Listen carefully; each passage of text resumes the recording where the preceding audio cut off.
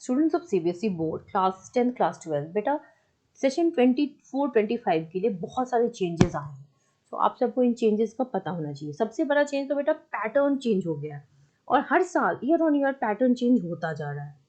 कुछ बच्चे पूछ रहे हैं क्या एनसीईआरटी भी चेंज हुई है, तो आप सीबीएसई के साइट पे देख लो कि बेटा करिकुलम आपका सेम है, टेक्स्ट बुक आपका सेम है, क्योंकि न्यू एजुकेशन पॉलिसी के हिसाब से लास्ट ईयर ही सीबीएसई ने अपनी बुक को रिवाइज किया है, तो it is not going to change it. ठीक है। अब एक बहुत बड़ा क्वेश्चन है कि क्या अब बोर्ड में 70% एमसीक्यू आएगा?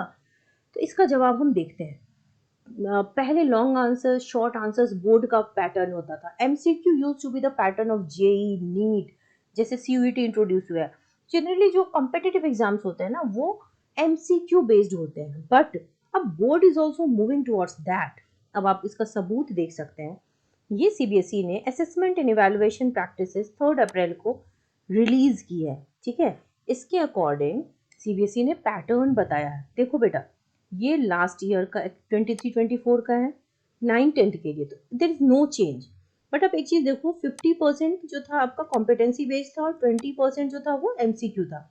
तो कितना हो गया? 50+20 यानी कि 70% एमसीक्यू। क्यों हो गए? क्योंकि यहाँ देखो कॉम्पिटेंसी बेस्ड जो क्वेश्चन है they come in the form of MCQ.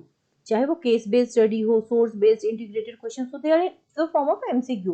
तो आपको लॉन्ग एंड शॉर्ट आंसर्स को सीरियसली सीबीएसई हटाना चाह रही है, तो बहुत कम हो गया। तो क्लास 10th में इट्स ओनली 30%, और क्लास 12th में भी अब बेटा सिर्फ 30% रह गई है। पहले जो था वो नहीं था इतना। लास्ट ईयर देखो 40% था, अब इस बार उसको बढ़ा करके 50% कर दिया गया। So these are the very changes CBSE कर रही है। 2 बार एग्जाम होगा, इसकी अभी कोई खबर ऐसी नहीं आई है। So these are the latest updates regarding session 24-25.